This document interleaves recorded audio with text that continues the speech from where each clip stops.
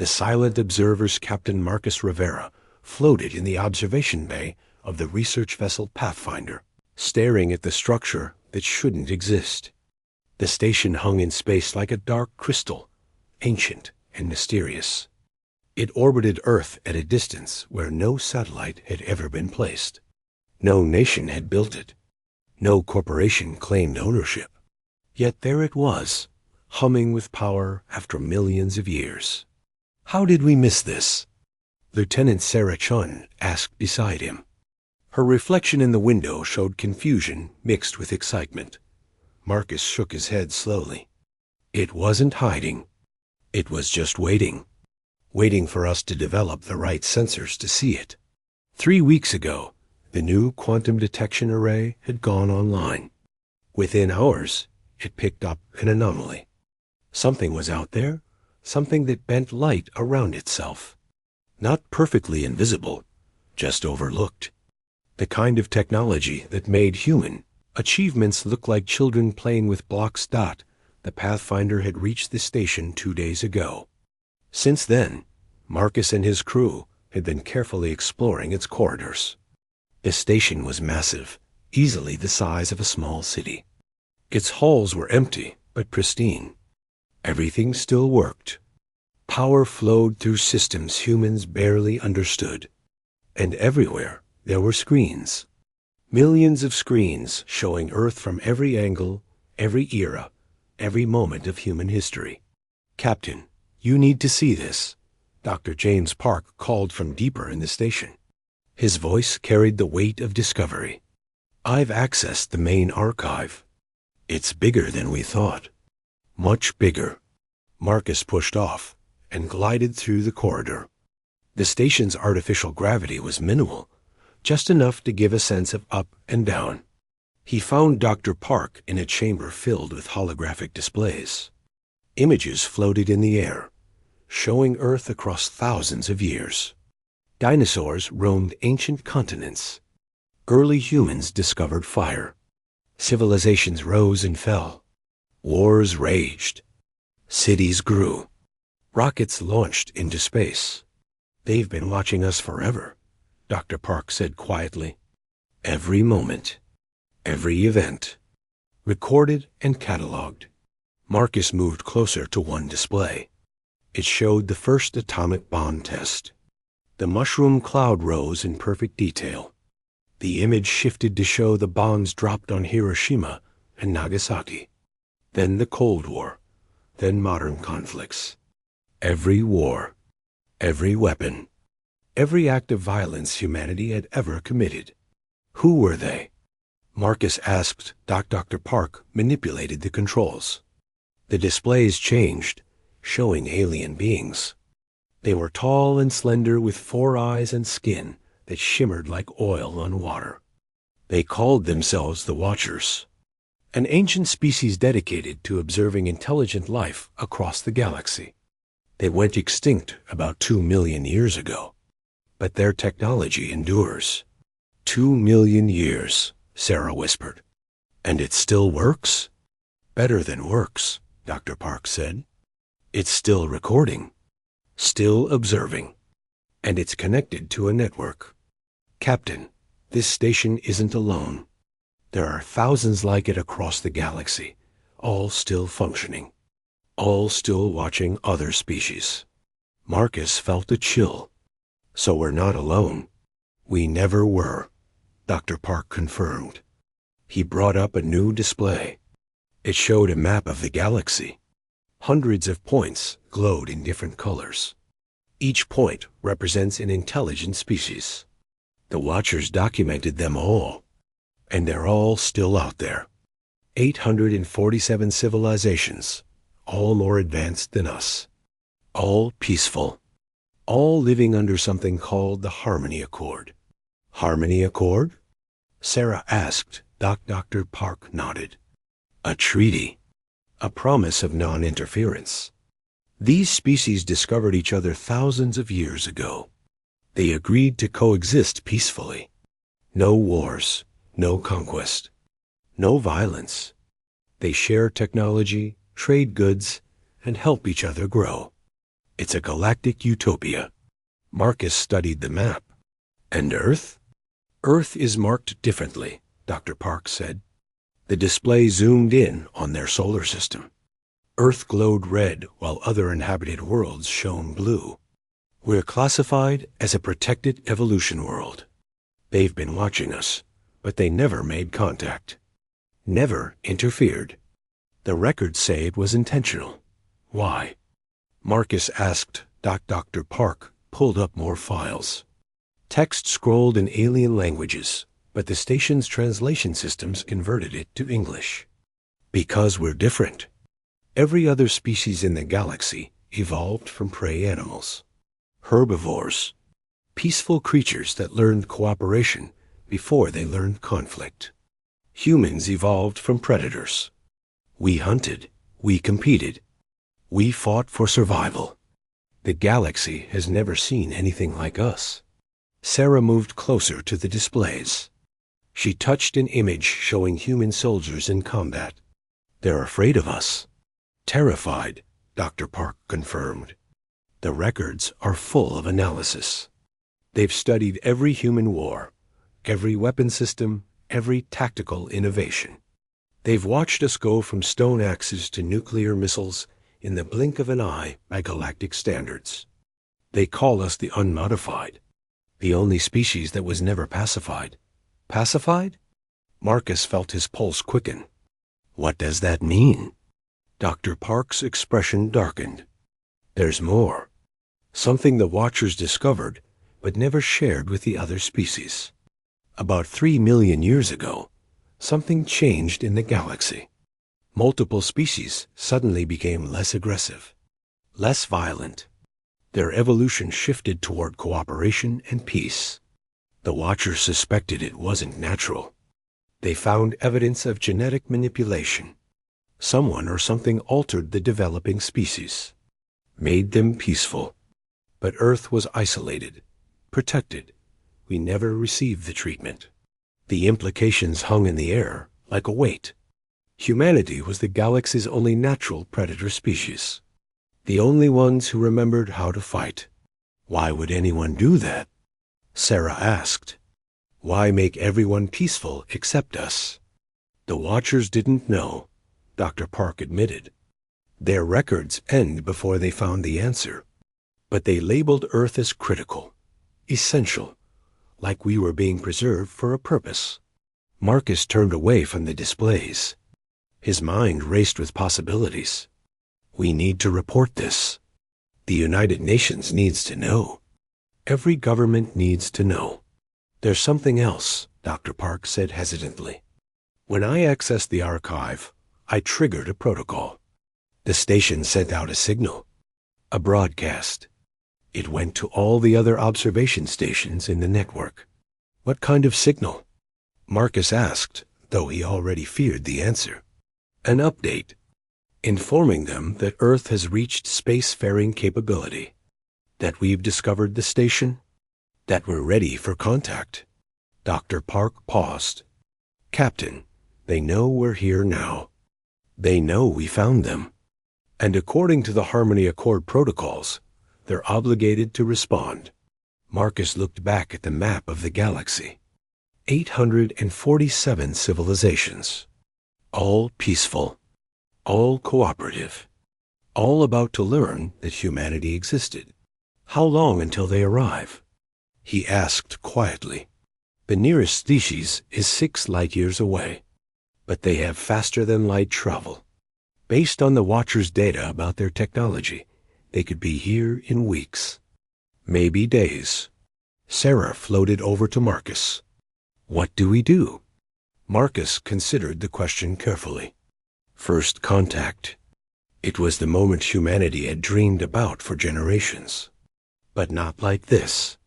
Not with species that feared violence, meeting a species built on survival through conflict. We prepare, Marcus said finally. We tell Earth what we found. We get ready to meet our neighbors. And we hope they understand that being capable of violence doesn't mean we want violence. The Pathfinder returned to Earth 3 days later. Marcus delivered his report to the United Nations Emergency Council. The revelation sparked immediate debate. Some wanted to welcome the aliens with open arms. Others wanted to prepare defenses. Everyone agreed on one thing. Humanity had to present a united front. The world governments worked faster than anyone thought possible. Old conflicts were set aside. Resources were pooled. A single message was crafted, welcoming contact and promising peaceful intentions. Earth's military forces went on high alert, not to attack, but to be ready. Just in case, the aliens arrived 12 days after the signal was sent. Ships appeared in orbit without warning. They simply materialized, their faster-than-light drives creating brief tears in space. 17 vessels from 9 different species. Each ship was beautiful in its own way. Organic curves, glowing symbols, technology that looked more like art than engineering. They sent a message immediately. It came in perfect English, translated by systems far beyond human understanding. Greetings, people of Earth. We are representatives of the Federation of Peaceful Worlds. We have observed you for many ages. Now that you have found the Watcher Station, the time has come for us to meet. We come with open hearts and minds. We welcome you to the Galactic community. Marcus was chosen to lead the human delegation. He stood on the bridge of the newly commissioned diplomatic vessel Unity, watching the alien ships through the viewscreen. They were larger than any human ship, but they lacked one critical feature. No weapons, no shields, no defensive systems at all. They're completely vulnerable, Sarah observed. She had been promoted to first officer for the mission. One missile could destroy any of those ships. That's the point, Dr. Park said. He had joined the delegation as the chief xenologist. They want to show trust. They're proving they come in peace by being defenseless. Marcus nodded slowly. Then we'll do the same. Power down our weapon systems. Show them we understand. The Unity's weapons went offline. The ship approached the alien fleet using only maneuvering.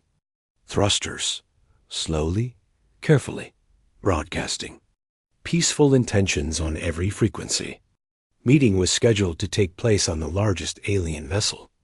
A ship belonging to a species called the Gentle Minds. Marcus, Sarah, and Dr. Park took a shuttle across. 10 security officers accompanied them, unarmed but trained in hand-to-hand combat. Standard diplomatic protocol. The alien ship's interior was astonishing.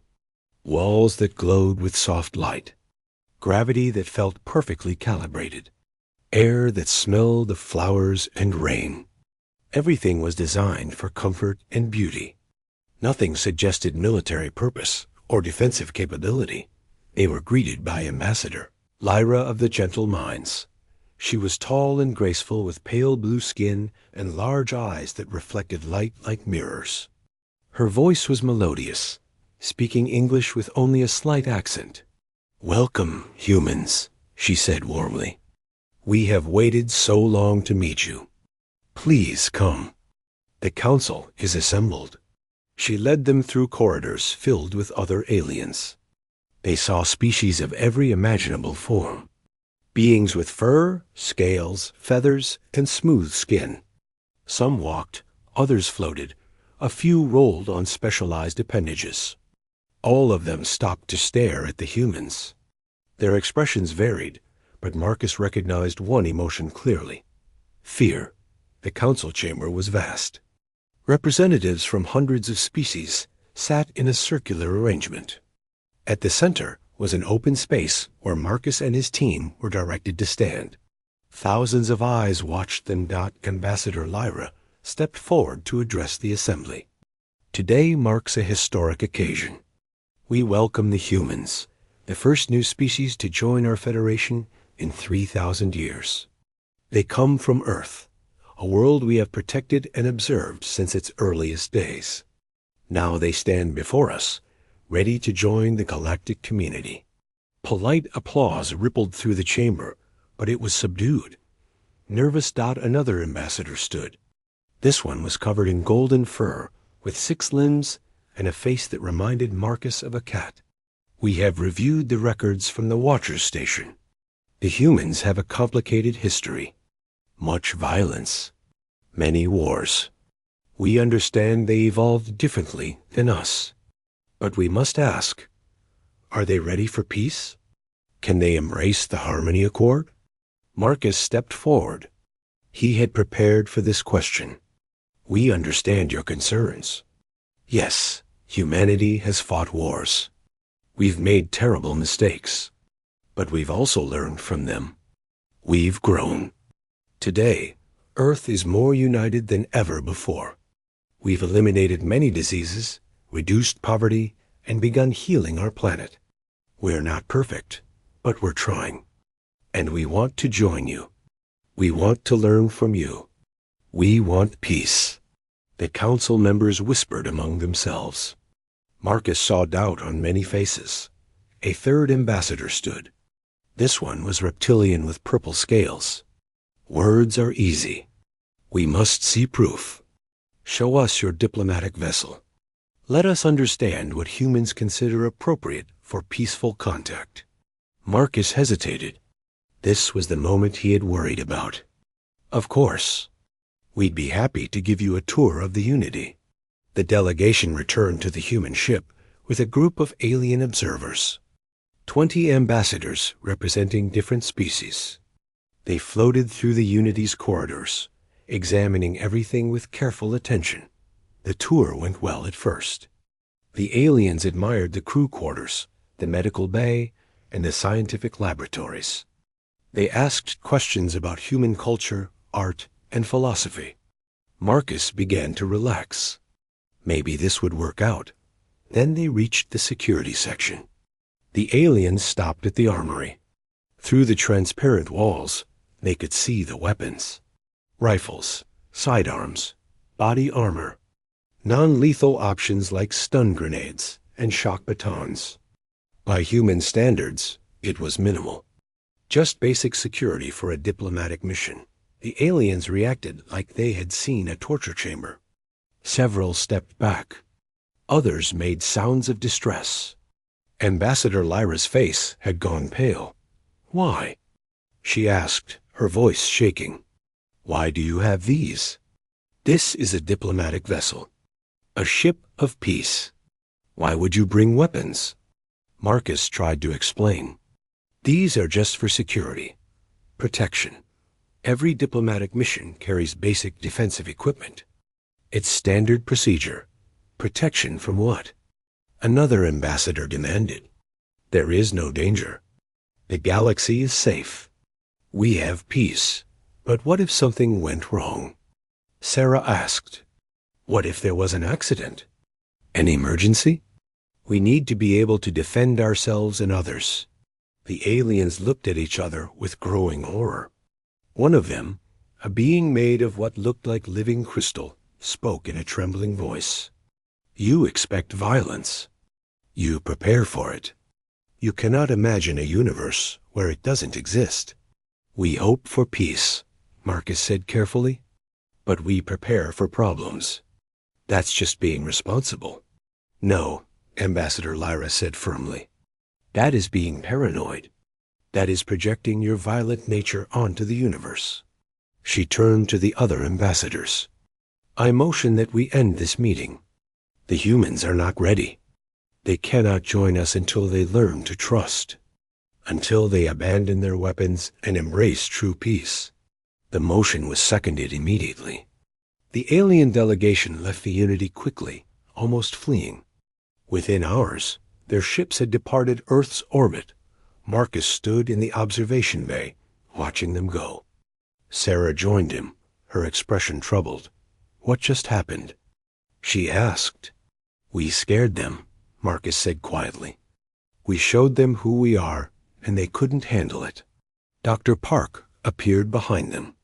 Captain, we're receiving a transmission from the Federation. It's a formal declaration. They're implementing quarantine protocols around Earth. No contact until we prove we're peaceful. They're asking us to dismantle our military forces, to destroy our weapons, to become like them. Marcus turned from the window. That's not going to happen. We can't make ourselves defenseless just to make them comfortable. Then what do we do? Sarah asked. Marcus thought about the Watcher Station, about the classification of Earth as protected evolution, about the mystery of why humanity had been kept isolated while other species were modified to be peaceful. None of it made sense yet, but he had a feeling they would understand soon enough. We wait, he said finally. We watch. We learn everything we can about the Federation. And we prepare. Because something doesn't add up. The galaxy has been peaceful for millions of years. But someone went to great lengths to make it that way. And someone made sure Earth stayed different. He looked at his officers. We're the galaxy's warriors. The only ones left. That wasn't an accident. That was a plan. And I think we're about to find out why. Outside the window, Earth hung in space. Beautiful and blue and fragile. Surrounded by stars filled with civilizations that feared the very thing humanity had always been. Predators, survivors, warriors. The galaxy had changed humanity's status from unknown to known. But the real changes were just beginning. When predators meet prey 6 months passed in isolation. Earth remained quarantined by Federation decree.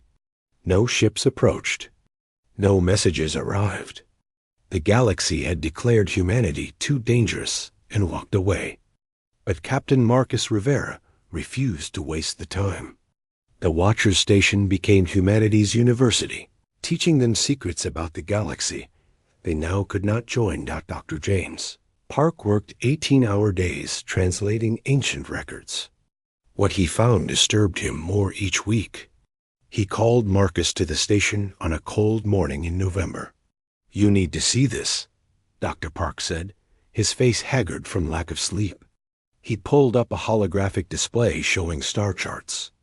I've been digging deeper into the Watchers' classified files, the ones they marked as critical, but never shared with the Federation. Marcus studied the charts. Certain regions of space were marked in red. What am I looking at? Forbidden zones, Dr. Park explained. Areas where the Watchers detected something wrong. They sent exploration teams. None returned. That was about 2 million years ago, right before the Watchers went extinct. He zoomed in on one region. But here's what's interesting. 3 months ago, Federation monitoring stations in this sector went silent. Just stopped transmitting. The Federation sent investigation teams. They found nothing. The stations were simply gone. No debris, no evidence. Just empty space. You think something destroyed them? Marcus asked, I think something is testing them, Dr. Park said quietly. He brought up another file. This one showed mathematical patterns. The Watchers were brilliant scientists. They developed prediction models for cosmic threats. One model kept appearing in their final records. They called it the harvest cycle. Every 50 million years, something enters the galaxy from intergalactic space. Something that consumes advanced civilizations. Marcus felt ice in his veins. Machine intelligence? The Watchers suspected yes. Self-replicating machines that travel between galaxies, harvesting resources and technology. They grow stronger with each civilization they consume. The Watchers calculated the next cycle was due to begin around now. Around this century. Did they warn the Federation? Marcus asked, though he suspected the answer. They tried, Dr. Park said. The records show multiple attempts. But the Federation species couldn't comprehend the concept. They have no framework for understanding existential threats. Violence is so foreign to them that they dismissed the warnings as impossible. The Watchers died trying to convince them. Marcus stared at the star charts. Red zones spreading like infection across the galaxy's edge. And now it's starting again. I believe so, Dr. Park confirmed. The monitoring stations that went silent are on the edge of one of these forbidden zones. Whatever destroyed the Watchers is coming back, and the Federation has no idea how to fight it. Marcus made a decision. Send everything to Earth Command. Every file, every analysis, every prediction. Then prepare a report for the Federation. Whether they want to hear from us or not, they need to know. The report was transmitted through the Watchers network. It reached the Federation Council within hours. The response came 3 days later. Not gratitude, but anger. Ambassador Lyra's face appeared on the screen, her expression cold. The humans have violated quarantine protocols by accessing restricted data. This message is unwelcome and considered a provocation. The Federation Council has reviewed your claims about a supposed threat. We find them baseless. There are no hostile forces in the galaxy. There have never been hostile forces. Your violent nature makes you see danger where none exists. You are projecting your own aggression onto the universe. This communication channel is now closed. The screen went dark. Sarah Chun shook her head in disbelief. They didn't even consider it. They just dismissed everything. They can't consider it, Dr. Park said. Their entire civilization is built on the assumption that violence doesn't exist. Accepting the threat would mean accepting that their peaceful galaxy was artificially created, that their nature was modified. That's too much for them to process. Marcus pulled up the latest reports from Earth's Deep Space Monitoring Network. Humanity had been busy during the quarantine, building new sensor arrays and observation satellites. The data they collected was troubling. 3 more Federation monitoring stations went silent last week. And look at this. He highlighted a pattern. The disappearances are getting closer to inhabited systems. Whatever is out there, it's moving inward. Lieutenant Sarah Chun studied the pattern. At this rate, it'll reach the first Federation colony world in 8 months. We have to try again, Marcus said. Find someone in the Federation who will listen. Someone who can see past their conditioning. Dr. Park worked his contacts, reaching out through the Watchers network to individual Federation scientists. Most ignored him. A few responded with accusations of fear-mongering. But one replied differently. Her name was Scientist Kira of the Seeking Truth species. Her message was brief. I have reviewed your data. I am troubled. I wish to speak privately. Can you meet? Marcus took the Pathfinder to the coordinates she provided, a neutral location in deep space far from Federation patrols. Kira arrived in a small research vessel. She came alone. She was different from other Federation species Marcus had met. Taller, with dark green skin and eyes that seemed older than her years. She boarded the Pathfinder without hesitation and got straight to the point. I believe you, she said without preamble. About the threat. About the Watchers' warnings. I have been studying ancient ruins for decades. I have found evidence of civilizations that existed before the Federation. Advanced species that simply vanished. The official explanation is that they transcended to higher dimensions. But I never believed that. Civilizations don't just disappear. Marcus showed her everything. The Watchers' records. The prediction models. The recent monitoring station disappearances. Kira absorbed it all with growing alarm. Why can no one else see this? She asked finally. Why does the Federation refuse to acknowledge the danger? Because they were modified, Dr. Park explained gently. About 3 million years ago, something or someone altered the evolution of every intelligent species in this galaxy. Made them peaceful. Made them incapable of understanding violence. Earth was protected from that modification. We're the only ones who remember how to recognize a threat. Kira sat down heavily. That would explain so much. the gaps in our evolutionary history, the sudden shift toward cooperation across multiple species simultaneously.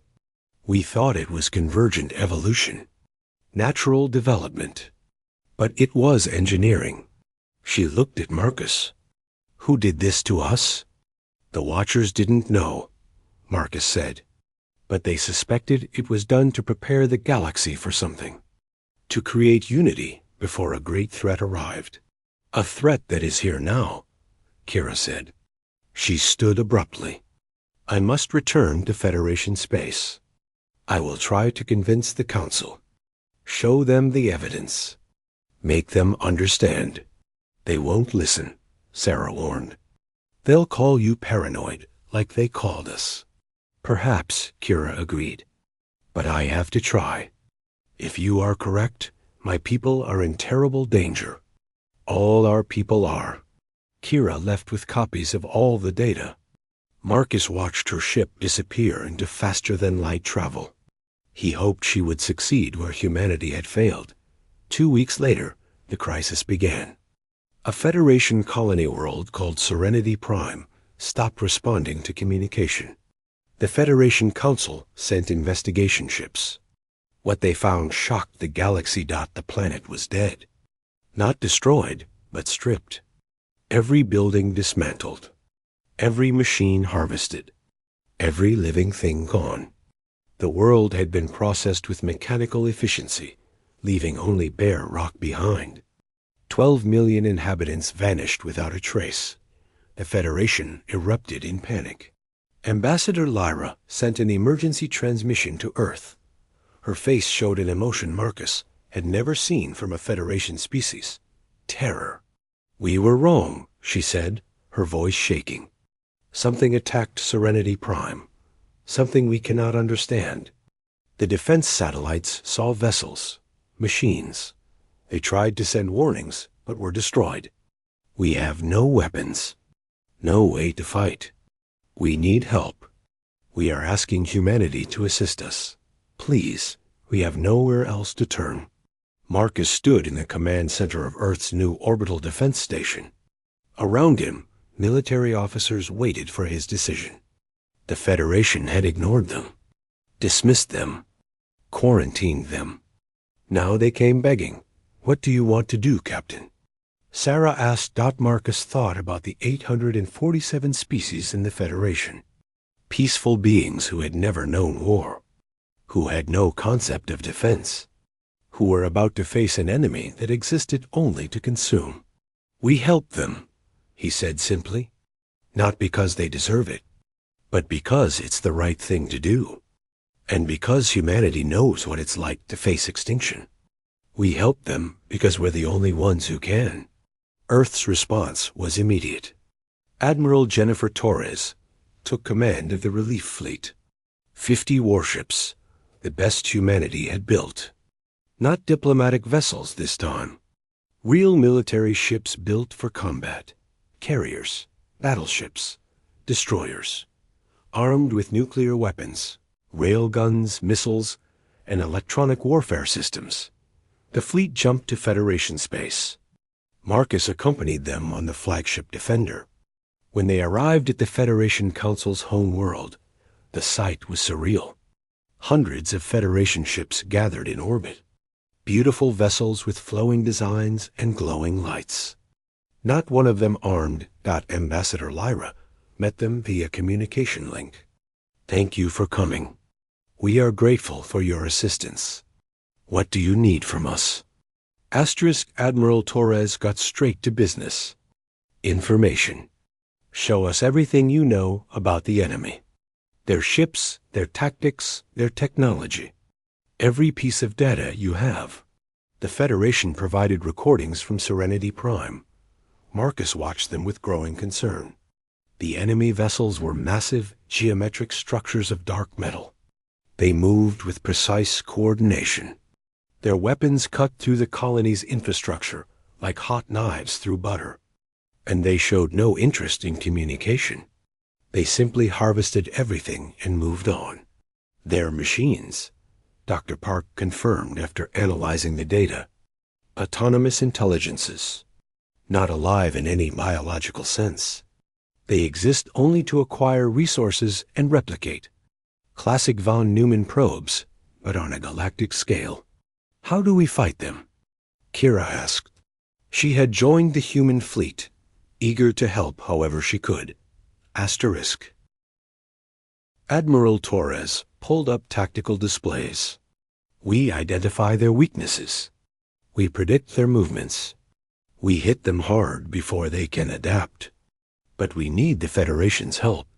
Your ships may not have weapons, but you have sensors, communication networks, and faster-than-light travel. You can be our eyes and ears. The Federation Council agreed immediately. They were desperate, willing to try anything. The human fleet established a defensive perimeter around the closest inhabited systems. They trained Federation crews in basic military protocol. It was like teaching children to fight. The aliens struggled with concepts like flanking maneuvers and target prioritization. But they tried. Fear was a powerful teacher. The machines came 3 weeks later. A fleet of 20 harvester vessels appeared at the edge of the gentle star system, home to 2 billion Federation citizens. The warning went out immediately. Human warships moved to intercept. Admiral Torres stood on the bridge of the Defender. All ships, this is your admiral. We are about to engage an enemy that knows no mercy. These machines will not negotiate. They will not retreat. They exist only to consume. Our job is to stop them. Protect the colony behind us. Show these machines that this galaxy is defended. All ships, battle formation. Prepare to engage. The human fleet formed a wall between the harvesters and the colony world. The machines approached without slowing. No communication. No warning. They simply advanced. Enemy vessels in range, the tactical officer announced. They're charging weapons. Fire, Admiral Torres ordered. The human fleet opened up with everything. Missiles streaked across space. Railguns sent projectiles at relativistic speeds. Nuclear warheads detonated against machine hulls. The initial barrage was devastating. 3 harvester vessels were destroyed outright. 2 more were heavily damaged, but the machines adapted quickly. Their shields adjusted frequencies. Their armor reconfigured. The second wave of attacks did less damage. They're learning from our tactics, Sarah observed from her station. Every attack makes them stronger. Then we change tactics, Admiral Torres said. She opened a channel to the fleet. All ships switched to randomized firing patterns. No predictable sequences. Keep them guessing. The battle became a deadly dance. Human ships darted in and out, striking from unexpected angles. The machines tried to adapt, but humanity's creativity kept them off balance. This was what humans excelled at: unpredictability, innovation under pressure, the ability to think like predators stalking prey. Federation ships helped too. They didn't fight, but they provided targeting data and sensor information. They coordinated evacuations from the colony world. They learned to work with the human military, their peaceful nature finding purpose in support roles. The battle lasted 6 hours. When it ended, all 20 harvester vessels had been destroyed. But the cost was high. 8 human ships were lost. 2,000 crew members dead. The first human casualties in the war for the galaxy. Admiral Torres addressed the fleet. We won today, but this is just the beginning.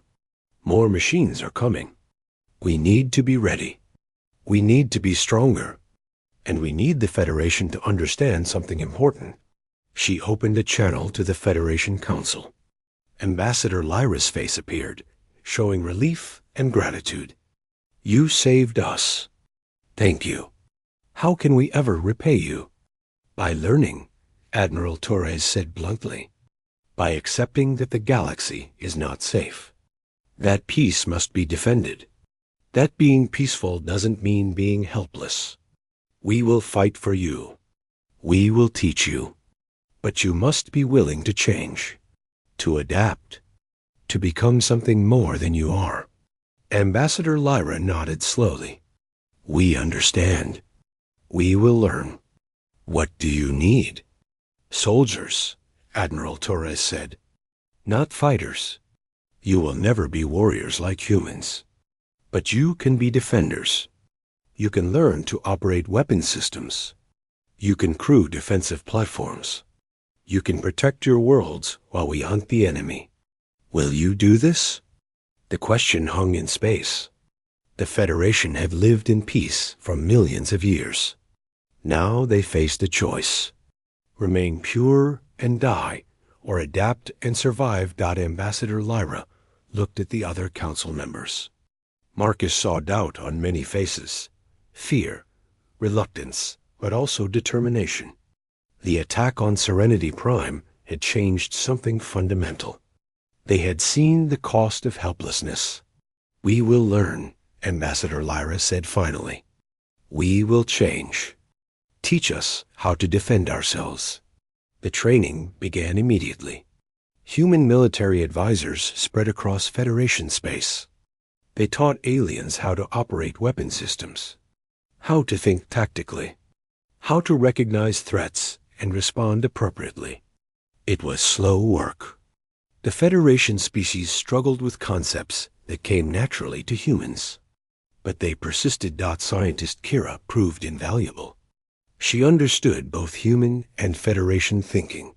She acted as a bridge, translating not just language, but entire frameworks of thought. Under her guidance, some species began to show aptitude. The Seeking Truth species, Kira's people, had scientists and engineers. They learned to operate defensive systems quickly. The Gentle Minds, despite their name, had excellent coordination. They became effective at managing multiple defensive platforms simultaneously. Even species that could never fight directly found roles in the defensive network. Meanwhile, human ships hunted the machines. Marcus led exploration teams deep into the red zones marked by the Watchers. They found evidence of the harvesters everywhere. Dead worlds. Stripped systems. The machines had been harvesting the galaxy's edge for years, moving slowly inward. Now they were accelerating. Dr. Park made a discovery in one system. He found a partially destroyed harvester that had crashed on a barren moon. The wreckage was ancient, millions of years old. Inside, he found data cores still functioning. I've translated some of the code, he told Marcus excitedly. These machines are following a program, a directive from whoever created them. They harvest resources to build more of themselves. Then they move to the next galaxy and repeat the cycle. It's been going on for billions of years. Can we stop them? Marcus asked. Maybe, Dr. Park said carefully. The program is complex, but it has limitations. The machines are designed to harvest everything, but they're programmed to avoid certain things. They won't attack anything that matches specific patterns in their code. What patterns? Dr. Park showed him. The code contained a list. Genetic markers, technological signatures, cultural indicators, things that marked a civilization as protected. The Watchers, Marcus realized. They created these patterns. They were trying to protect developing species. Exactly, Dr. Park agreed. And look at this. Earth's genetic markers are in the protected list. Humanity was specifically designated as off-limits. The machines would have ignored us forever. But the Federation species? They're not protected. The modification that made them peaceful also removed their protection. Whoever modified them wanted them vulnerable. The implications were staggering. The peaceful galaxy wasn't created to unite species. It was created to make them helpless, to ensure they couldn't resist when the harvesters returned. But why? Marcus asked. Why would anyone do that? I don't know, Dr. Park admitted. But Earth was kept separate for a reason. We were preserved, protected, like we were being saved for something. Marcus looked at the star charts showing harvester movements. They were advancing toward the Federation's core worlds.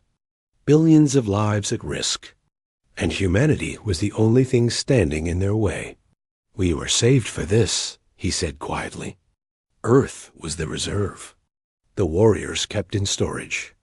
When the harvesters came back, the galaxy would need someone who remembered how to fight. That's why we're different. That's why we were protected.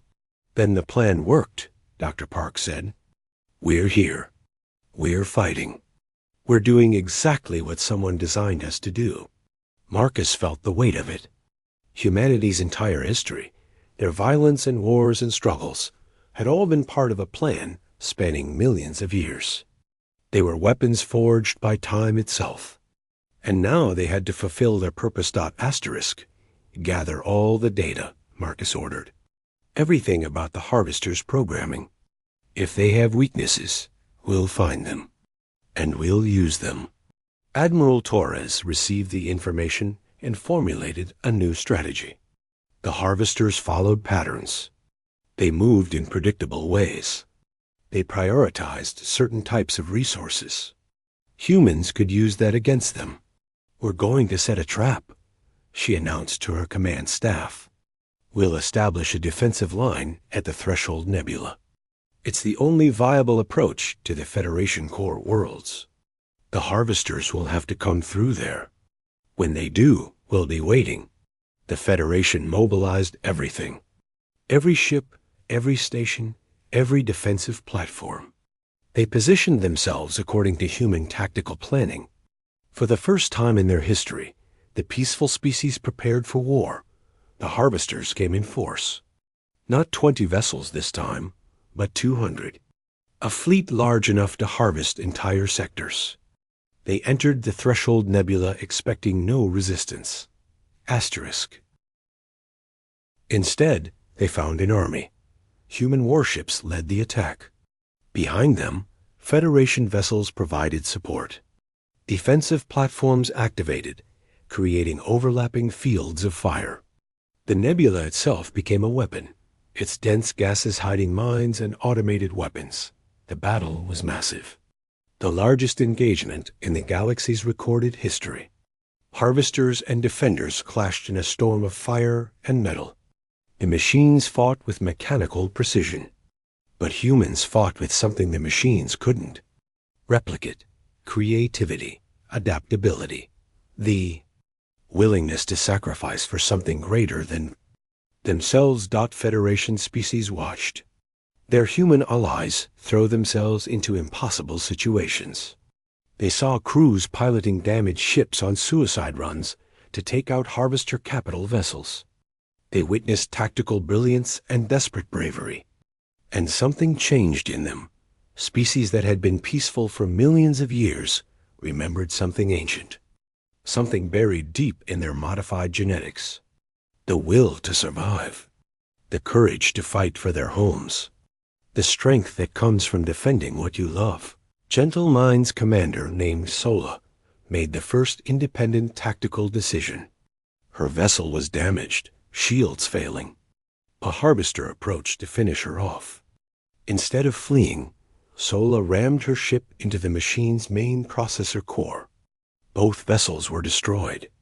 But Sola's sacrifice gave human ships time to destroy 3 more harvesters. More Federation commanders followed her example. They stopped waiting for human orders.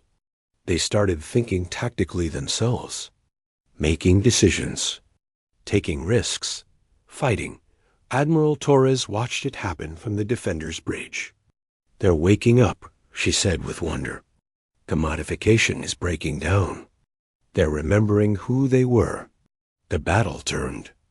The harvesters found themselves facing not just human forces, but a unified galaxy. Species that had been prey were becoming predators again. The machines began to retreat, their programming unable to adapt to the changed situation. All ships, pursue, Admiral Torres ordered. Don't let them regroup. Push them back. The combined fleet chased the harvesters out of the nebula, out of the sector. back toward the galaxy's edge. The machines fled, damaged and confused. Their harvest had failed. The victory was celebrated across the Federation. Species that had never known war now understood its cost and its necessity. They had defended their worlds. They had fought alongside humanity. And they had won. Ambassador Lyra addressed the galaxy from the Federation Council chambers. Today we learned a hard truth. Peace is precious, but it must be protected. We thank humanity for teaching us this lesson, for standing with us when we were helpless, for showing us the strength we had forgotten. She paused, her expression solemn. The Federation is changed forever. We will no longer be simply peaceful. We will be strong. We will defend our worlds. And we will never forget what we owe to the species from Earth, the warriors who were preserved for this moment, the humans who saved us all. Marcus stood on the observation deck of the Pathfinder, looking at the stars. Sarah joined him, as she often did these days. "What happens now?" she asked. "We rebuild," Marcus said. "We train. We prepare for the next attack, because the harvesters will come back. They always do. Will the Federation be ready?" Marcus thought about what he had witnessed. Species learning to fight. Peaceful beings finding courage. A galaxy waking up to its own strength. "Yes," he said finally. "They'll be ready. They're remembering who they were before the modification. Warriors, survivors, just like us." Sarah smiled. "So humanity's not alone anymore." "No," Marcus agreed. "We never were. We were just the first to remember." Together they watched the stars. Out there, the harvesters regrouped. But the galaxy was no longer defenseless. Predator and prey had learned to stand together. And when the machines returned, they would find a galaxy ready to fight. Humanity had fulfilled its purpose, not as conquerors or saviors, but as teachers, as reminders of what every species could be when they chose to defend what mattered. The galaxy's eternal warriors had shown the way. Now the universe would follow. The question was no longer whether the Federation could survive. The question was what they would become. And Marcus suspected the answer would surprise everyone, including themselves. Asterisk.